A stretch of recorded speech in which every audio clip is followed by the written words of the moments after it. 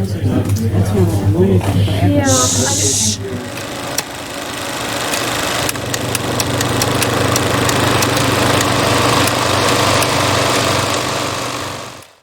welcome back to Reactioncast. It's your host Jesus, aka Tyrant Dominus, and today we're diving deep into the darkest, weirdest, and maybe most heartfelt Marvel movie in years, the Thunderbolts.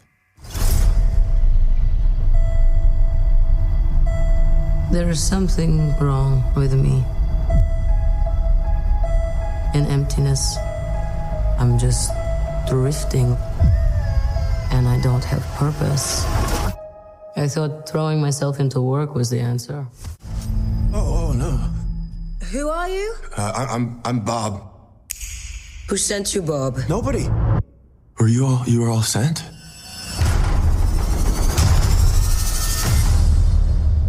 Everyone here has done bad things. Shadow ops. Robbing government labs. Contract kills. Yeah, so? So, someone wants us gone.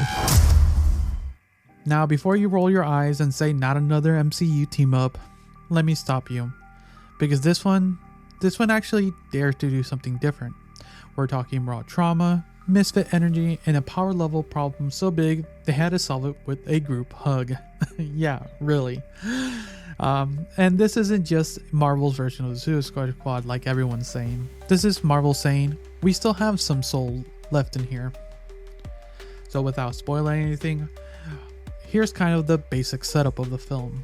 So a bunch of disgraced and overlooked characters. We got Yelena Belova, Red Guardian, John Walker, aka US Agent, Ghost, Taskmaster, and a mysterious man named Bob, who are roped in this kind of covert mission for Valentina Allegra de Fontaine. We gotta remember Don Fonte or De Fonte, something like that.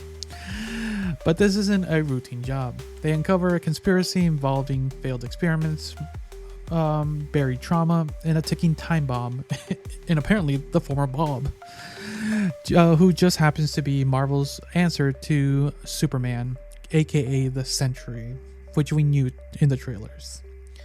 When things go sideways, and I mean dimension-breaking sideways, I'm not kidding here, the team is forced to not just fight back, but reckon with who they are, what they've done, and whether broken people can actually fix anything. It's less about saving the world and more about saving themselves. So let's talk about a little bit of the cast here, because let's start with the MVP of this film. So Florence Pugh, I think that's how you pronounce her name, Pugh, something like that, who's playing Yelena. She's the emotional anchor here, a balance of sarcasm, pain, and leadership in a way that's effortless. She just holds this team doesn't hold this team together, she holds the film together. And going with her like pseudo father of Red Guardian, who's played by Dave Harbour, he brings humor and it's grounded. He's loud and ridiculous, sure, but when he locks in with Yelena, magic. Think Hulk with dad jokes. So we get the return of the Winter Soldier, or with Sebastian Stan, aka Bucky, who gives us his edge back. He's stoic but sharp, and when action calls for it, he shows up swinging when the scene calls for it. So these are kind of more of the side characters, but they have some things there. So we got Wyatt Russell as John Walker. He has returned as US Agent. Intentionally unlikable, but that's by design. He's a critique of the American exceptionalism wrapped into a smug sneer. But by the end, you can see the cracks with real growth in this film. Now Ghost is there. Cool powers, very underused. Still no idea what Marvel wants to do with her. So yeah, that's about it. And this is a bit of a spoiler, but you can kind of get it with context too. Taskmaster is gone within like 20 minutes. Yeah, straight up red-shirted. It's divisive, but if you hated her in Black Widow, the Black Widow version, you might find it cathartic. I once again just felt Taskmaster was once again underused, and it could have been something interesting. And then there's Bob, Louis Pullman. He's quiet, awkward, deeply tragic, until he becomes, apparently a god tier super weapon. But his dual role as the Sentry and the Void is one of MCU's boldest emotional arcs yet. Very interesting take here. A very interesting take. So kind of a little bit, just a quick thoughts here on the plot. So the narrative is surprisingly character driven, and I enjoyed that. It starts like a spy thriller, covert missions, shadowy deals, but quickly shifts into a story about healing. Each Thunderbolt is broken, some by war, some by loss, some by their own hands.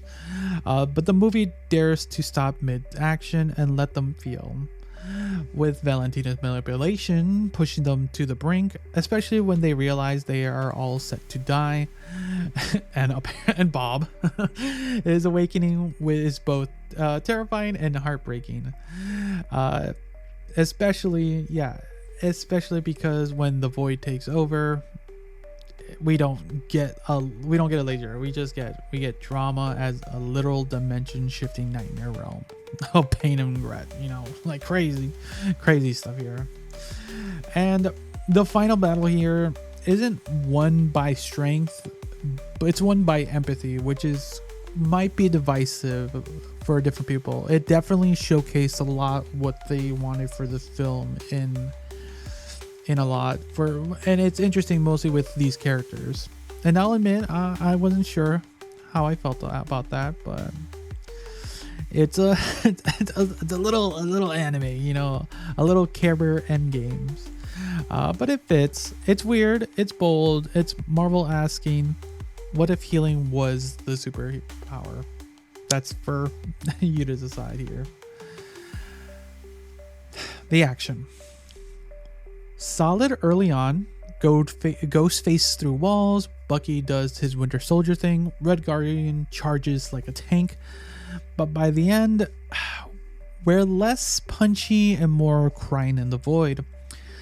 Some of the CGI heavy of scenes look hokey, but others, like Bucky's arm getting ripped off and the use of some weapons, instant classic. So, and the humor, like I mentioned earlier, finally character driven again. No more random quips. Yelena and Red Guardian banter is gold. Walker's awkwardness is played for laughs in just the right way. Like this is humor for the MCU done right. Direction and score. Jack Scorsese. Is that Scorsese? Did he really do that? Let me double check here. Oh, Jake's Scorsese. Jake Scorsese. I'm mispronouncing it. But either way, does a great job juggling tones emotionally. Moments hit. Even the pacing wobbles in Act 2. The soundtrack makes somber with the synth in all the right places. And the definitely, the MCU teases a couple things. No spoilers, but there are some interesting things along the way. So there are 2 end credit scenes to stay. So, what's the verdict here? What are my final thoughts?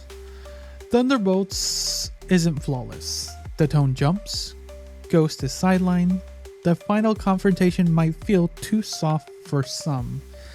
And yes, wraps with a weird PR move that turned the murder squad into apparently what the name entails. But here's the thing. It's real. It's raw. And it's trying.